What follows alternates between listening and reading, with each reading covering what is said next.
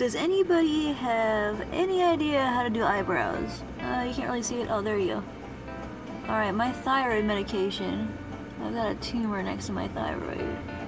And I'm taking medication for it. This is normal.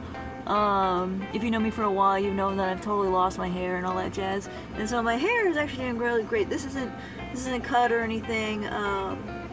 But it's not really growing out. It takes months and months and months and months for it to even grow like this. Top of my hair is pretty cool. That's because it's slicked back because there's holes in it. But my eyebrows, man. My eyebrows are jank as fuck and I don't know what to do. And last time that I lost them, I did not learn how to draw. Like during 6 months. Like, I just looked bad. And I usually look like a freak. I usually look like a creepy sister. But there's a difference between being creepy and not knowing what the fuck you're doing. I've seen a few posts about it before, but one person was actually reaching out for help. And they were like, you know, my friend has a lot of triggers. And it seems to be a lot more than just like one or two.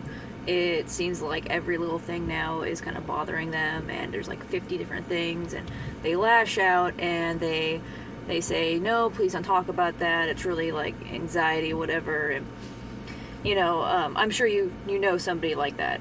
And there were posts below being like, oh, it's just the Tumblr clique that does these things. And you know, usually at some point someone says Tumblr and they're like, yeah, totally, with the 10 billion genders, and that's a different video. But let me tell you a little bit about triggers and the terrible spiral that is anxiety and panic disorders.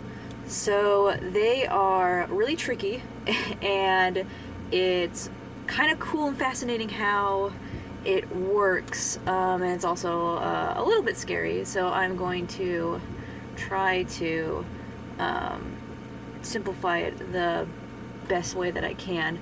So when somebody says something dismissive like it's just a Tumblr thing, it actually makes things a lot worse. So, you know, I worked in the medical field for a long time. I still technically work in the medical field now, but now I do splicing with DNA and Case9 and all that jazz.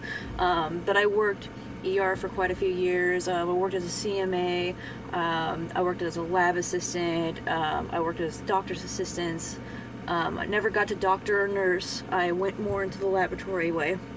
But patients are really what, you know, when it went down to. It was talking and trying to figure things out with a doctor and kind of having powwow sessions. And so panic disorders, like 1 in 3 people have one. Like have a type of panic disorder, and a lot of people don't even know they have it. So to make a long story short, it's a herd mentality that does these kind of things. So a lot of, you know, when you already have an anxiety or a panic disorder, you cling to things that, like anything that seems familiar. What's familiar is fear and anxiety and panic, and so you try to find some sort of peace inside of it, and we call that herd mentality. I'm going to be talking to a lot of furries and cosplayers because those are the people I reach out to. But you know, when drama happens and you know, somebody posts something about somebody else and it snowballs, it's really big, like it's really genuinely almost enjoyable to hate on somebody and to put your 2 cents in and all that jazz. That's herd mentality, where you see somebody acting that way and you're like, hey, that is like, you know, whether it's justified or not, like, you know, it's not justified to hurt somebody to a degree where now hundreds of people are talking about it. And you know, we all think that it's okay because everybody else is doing it. That's kind of herd mentality. And it could be a justified herd, like Scrat and his fucking bullshit, like, you know, furries will automatically know, or Zyzapan for my cosplay people. You know, the hate and stuff is real to a point. Again, it's another video. I'm just giving an example.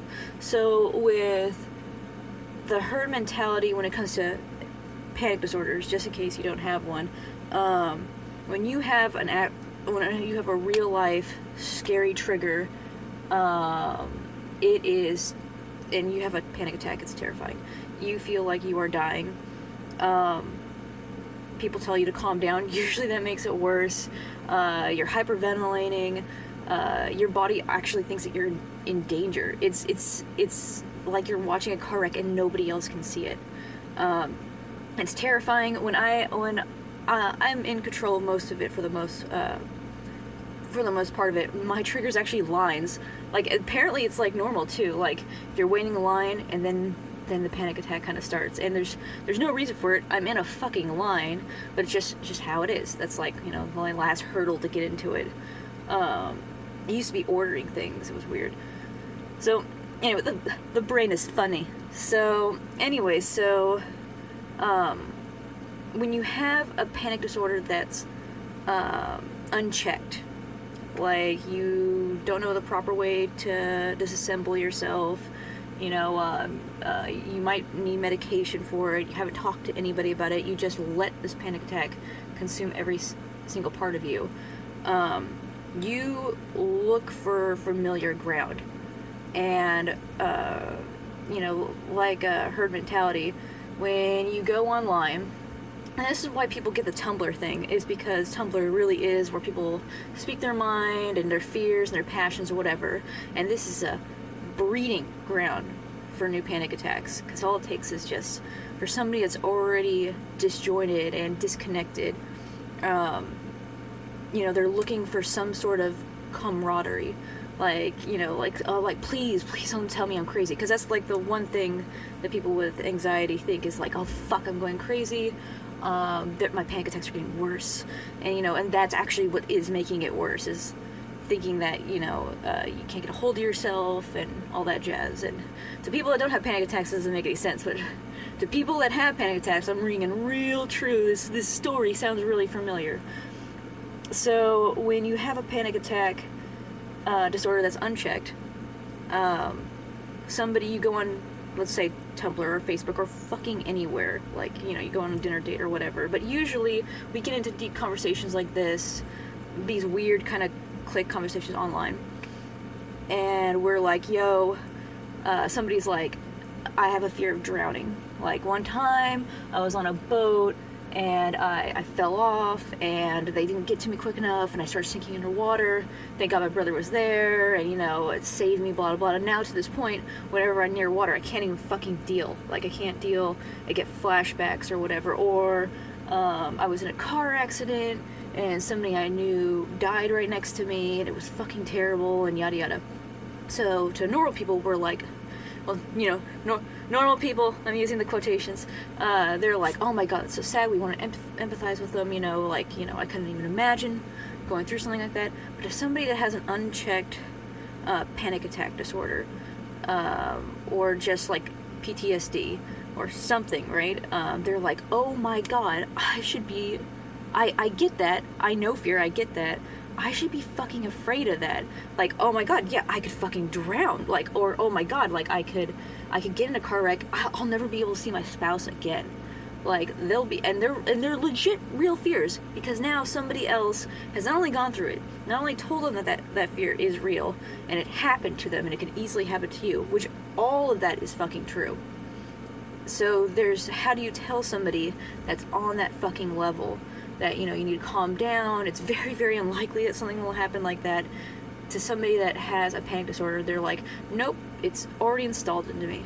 It's already installed that I should be fearful of this, or I should, you know, I should be anxious when situations happen. And that's how people get into not one trigger. Triggers are fucking real, by the way. Don't even be like, oh yeah, they're not. Like, trigger just means that you're in a situation or something has happened where uncontrollably you start spiraling. You can't fucking do anything about it. The way I solved it is I viewed it as a third person. Like, I kind of went out of body and was like, oh, I'm having a panic attack again. I'm like, just a normal ass fucking panic attack. Like, you know, go through all the things. Like, I don't try to fucking stop it. It makes it worse. I guess I'll do another video about that because, like, I take medication very, very, very rarely now. And it was to the point where I was feeding off of it. So, what might have worked for me might work for you. I'll make a video about it. But you also telling people that, like, they're part of, like, this Tumblr fucking society and shit like that, like, it's, you know, now that you know, and what I've told you, you know that that doesn't make things better. So what does make things better? People that have several triggers, one after the other, and they make another one, and they make another one, their body is just, you know, their brain is just programmed to, like, you know, this is healthy for me, this is healthy for me. They need real help. They're not trying to be dicks. They're not trying to, you know, make, like, themselves like a special snowflake or anything. It's not like that. Anybody with a panic attack is very, very susceptible to making new shit like that. Extremely scary. Like, gun to your head scary if you don't have any attack disorders. It's honestly hard to even describe how terrible panic attacks are and how consuming they are to somebody that doesn't have them. So you have to be, bro, you have to bear with me. It's not fun. Like, I'm a strong, independent woman that, you know, don't need no electricity. Like, I had them. Like, you know, it's just something that fucking happens. You can develop them at any time, which makes them even fucking scarier. Anyways, point being, the best thing you could do is you can tell them that they need to go seek help. If not from a psychiatrist, if not from a fucking doctor, which is the two things that you should go to. If you don't like that doctor, go to the next one, and the next one. If you don't like a psychiatrist, go to the next one, and the next one. Each one is so fucking well educated, and they educated themselves in a certain way that maybe it's just not fitting your puzzle piece, and you need to go to the next one. You need to go to the next one. Each doctor is vastly different from the other doctor, so don't get up after your first, second, third, fifth, 10th time. Don't fucking do it. And in fact, like, once you start really going through doctors, I mean, sometimes, a lot of times the first or second one works.